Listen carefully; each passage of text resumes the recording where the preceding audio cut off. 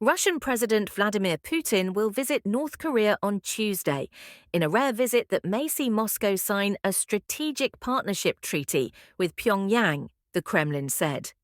The historic trip, which the Kremlin called a friendly state visit, comes as Putin seeks ammunition for his military offensive in Ukraine, and as the West suspects Pyongyang of sending weapons to Moscow.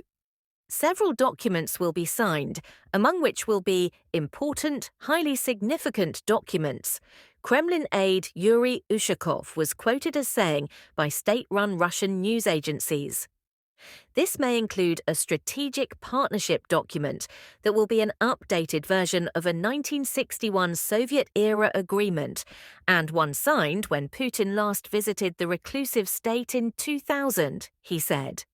The document will be changed to adapt to a deep evolution of the geopolitical situation in the world and the region, Ushakov said.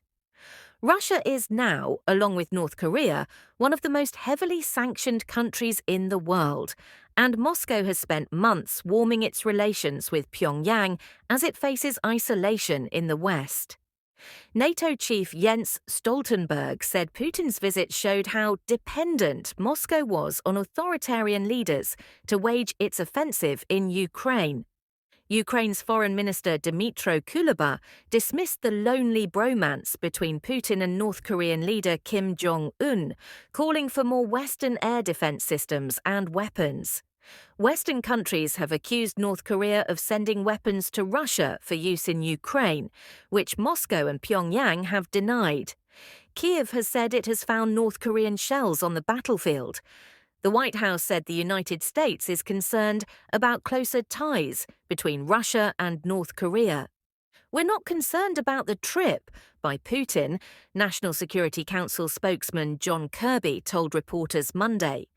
"What we are concerned about is the deepening relationship between these two countries." Kirby said the worry was not just that North Korean ballistic missiles are still being used to hit Ukrainian targets, but because there could be some reciprocity here that could affect security on the Korean peninsula. Soviet-era ties, Moscow said Putin will arrive Tuesday evening in Pyongyang, where he will attend a concert in his honor before signing important documents with Kim on Wednesday. The Kremlin chief will be taking a large delegation, including his foreign, defense, health, transport and space ministers, and may speak to the press along with Kim, Ushakov said. Washington and Seoul say Russia has provided Pyongyang with technical help for its satellite program and sent aid to the food-strapped state. The trip comes 9 months after Putin hosted Kim on a rare foreign trip in the Russian Far East, where the pair lavished each other with praise. Russia and North Korea, which share a small land border, have historic links since the Soviet Union helped found the small state after the Korean War in the 1950s. Since the fall of the USSR, Russia was one of the few countries to have working relations with Pyongyang.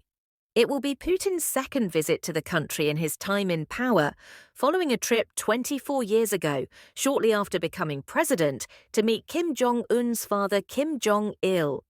Back then, Putin was a frequent traveler, regularly touring the United States and Europe. Now Russia finds itself under heavy international sanctions, and Putin is persona non grata in most of the Western world, as he is officially wanted by the International Criminal Court. Moscow said he will travel on to Vietnam from North Korea. Comrades in Arms Kim said last week that ties with Russia had developed into an unbreakable relationship of comrades in arms.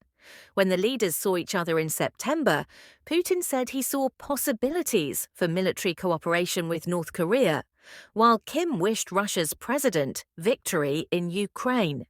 The Kremlin had for months promised Putin will reciprocate a visit and made increasingly laudatory statements on North Korea. In March, Russia used its UN Security Council veto to effectively end UN monitoring of North Korean sanctions violations, a move seen as a victory for Pyongyang.